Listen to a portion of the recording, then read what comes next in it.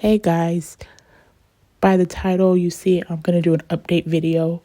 I know some people have asked why I didn't mention the allegations in my previous video. If you haven't seen that video, please go watch. Now, the previous video was done before his most recent allegations. I hadn't had a chance to put it out because after Aaron passed, I decided to put his out first. And it took me a little longer than expected. Also being new to YouTube, I wanted to create a channel and things like that. So I was doing all that when everything came out.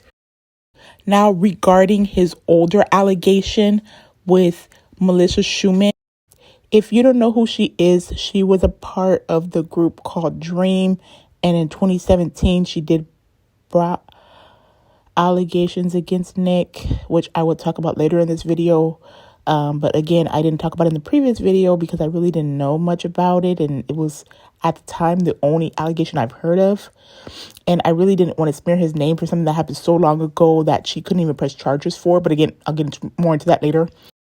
But now with his most recent allegations, it's going to be kind of hard not to talk about either or. So today I'm going to be discussing both. Now, what I'm going to do and what I usually do is I just do research, whatever I can find, and I just report it. So I'm going to give you the facts of what I found. Again, I call them facts, but what I found.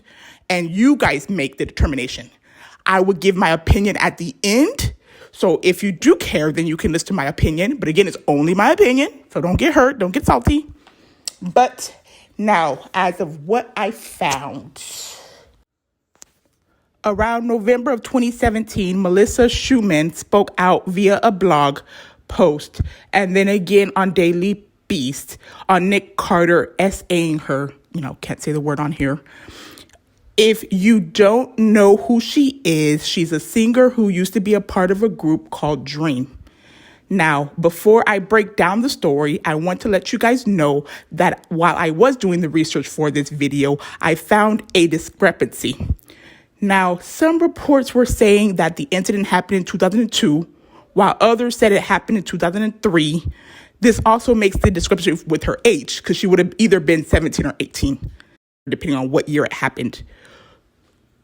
Anyways, she stated that she first met Nick when they were making a horror movie called The Hollow.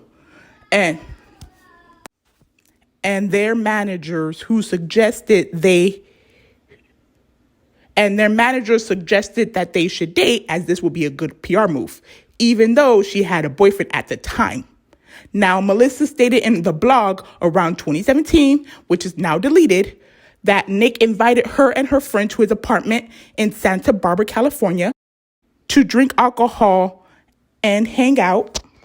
Melissa then goes on to say that he pulled her into a bathroom, started kissing her, and then went down on her. She repeatedly said no, but he did it anyways. Then she told him she didn't want to do you-know-what because she was a virgin, but he still took her to his bedroom, threw her on the bed, climbed on top. She continued to say no. She said he was too heavy to move him off of her, and that's when he forced himself on her. Melissa stated that she told her manager what happened, and all her manager told her was to not say anything, as Nick's legal team was too powerful, and this would definitely ruin her career. Wow. But of course, Nick had to come out and say something, which he denied the allegations, probably through his attorney, because God forbid they speak for themselves. Unfortunately, at the time in 2017, when she came forward, she was unable to pursue charges because the statute of limitations had expired back in 2013. Now, what everybody wants to talk about is his most recent allegations. Now, the victim is named Shannon Shay Ruth. She goes by Shay, now 39, who has autism and cerebral palsy, filed a civil suit against Nick December 8th of this year in Clark County, Nevada, and then did a press conference. Shay claims that she was SA by Nick back in 2001 when she was 17 years old. Around February, she attended a Backstreet Boys concert in Tacoma, Washington. This is when Nick allegedly invited her onto his tour bus following the concert. She stated she was waiting in line for an autograph when Nick approached her. Then she stated that Nick offered her a drink that he called his VIP juice, and when she asked what was in it, he stated cranberry juice. When she drank it, she tasted alcohol with the cranberry, but she kept drinking as she didn't want to be rude. Nick told her to go into the bathroom where he accompanies her and tells her to get on her knees as he pulls down his pants, exposing himself to her, and forced her to go down on him. As he pulls down his pants, exposing himself to her, and forces her to go down on him. As she proceeded to cry, Nick just kept instructing her on what he wanted her to do. Then he took her to a bed in the back of the tour bus and forced himself on her. After the incident, she told him she was going to tell, and that is when he grabbed her, leaving a bruise on her arm, and then threatened her and told her no one would believe her, called her it's a rude slur from someone who is mentally not all there. I'm sorry, I'm trying to say it as nicely as possible, but he called her a R slur, and it's about mental. Now, he also told her that she would go to jail because he was Nick Carter and would wreck her life. And she too said she was a virgin before this happened and found out that she had contracted HPV directly afterwards. For the people who don't know, HPV is a sexually transmitted infection that can cause vaginal warts and even cancer. Shay went on to say that at the time, she truly believed all of Nick's threats. That's why she didn't tell anybody. But in the years after, she said she started to self-harm herself as she felt shame, frustrated, confused, with no one to talk to and nowhere to turn, as a direct result of what she alleged that Nick did to her. Man, that's sad. Shay's attorney also spoke at the press conference, stating that during their investigation, they found 3 other women who didn't want to share their name or speak at the time, and are not suing him, but all their stories are very similar to Shay's. Shay's attorney goes on to say that they were all virgins when Nick SA'd them, and 2 of them have even claimed to have also been infected with HPV by Nick. Since Nick's attorney released a statement on Nick's behalf stating, unfortunately, for several years now, Miss Ruth has been manipulated into making false allegations about Nick, and those allegations have changed repeatedly and materially over time. No one should be fooled by a press stunt orchestrated by an opportunistic lawyer. There is nothing to this claim whatsoever, which we have no doubt the courts will quickly realize. Holtz, Carter's attorney, also stated that this claim about an incident that supposedly took place more than 20 years ago is not only legally meritless, but also entirely untrue. Now, this again, I want to make sure I get clear that this is a civil suit. I know a lot of people keep calling it a lawsuit, so nobody knows, and they're assuming that she's pressing charges. No, she hasn't, and she only has a month to do so, as her statute of limitations will expire after that. Now, What do you guys think? Do you guys think that she's going to be pressing charges, or is this a money grab, as his attorney states? Also, I want to point out that these allegations are already starting to have some impacts on Nick, as the Backstreet Boys were supposed to be a part of ABC's Christmas special. But because of these allegations, ABC canceled this holiday special. It was supposed to be called A Very Backstreet Holiday, and it was scheduled to run on December 14th. Now, none of the other Backstreet Boys or their representatives have said anything regarding the allegations on their Christmas special being canceled.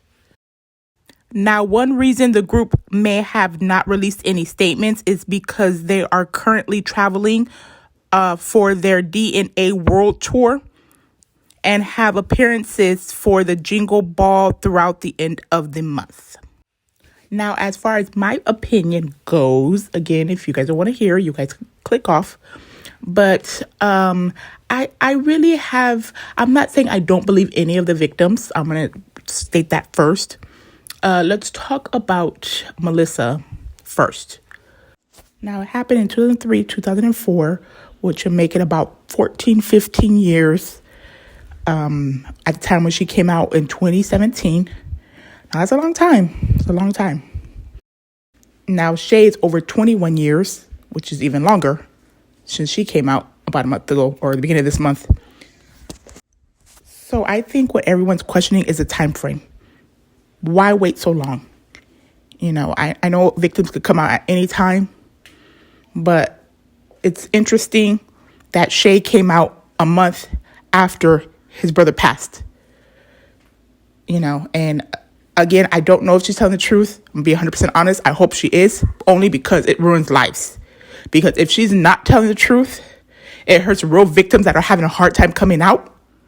And it's already going to affect Nick's and his family's life forever. So if she's not telling the truth, that is way worse. It's super sad because, again, now it's even affecting his bandmates. So hopefully it is true because, again, she's going to affect Nick's life forever, his kid's life, because things don't just die. You know, once it's on the internet, it's in the internet forever. As his kids grow up, people are going to be questioning them. These allegations are going to stay with him for life. So if she's not telling the truth, I feel so bad for Nick's family because, again, certain people are going to believe her. And, of course, there's going to be certain people that are not. Secondly, I hope it's not, this is not for money. Because they said that she still has a month to file charges. So hopefully she does that. Now, if the county does not want to pursue, then that's on the county. But at least she tried. Now, if she doesn't press charges, again, that makes me question even more. Because why just a lawsuit? Why just a civil suit? I hope this is not just a money grab because you're affecting Nick's children, Nick's family's lives. And I hope it's not for a penny because that's not right. That is my opinion because I don't know what happened back then, 21 years ago. So I can't tell you I'm going to 100% agree that it happened. I don't know. I just find it interesting that she waited so long. And it's only a civil suit, not pressing charges at all. She said there's 3 other victims, not no names, not anything. All we have to do is go by her attorney's word. Unfortunately, that's not enough in 2022 with everything out there. There's even videos on some stuff. Not saying there's going to be videos, but it's just hard to believe 100% either side. And that's what's sad. Because, again, if it's just a money grab, you're affecting Nick's family's lives forever. I don't care what anybody says. Even people don't believe her. Even if something comes out later. Unless she 100% recants, there's always going to be people who believes her. And if there is, it's going to affect Nick and his family's lives. So I hope it's not a money grab. I hope it's not a money grab. Also, a comment from my previous video. If you haven't seen that, go and watch it. It's also about his life, but mostly about the drugs and stuff and him getting sober. But I had somebody comment that she wasn't necessarily believing her because she knew for a fact he had security. And that's another point.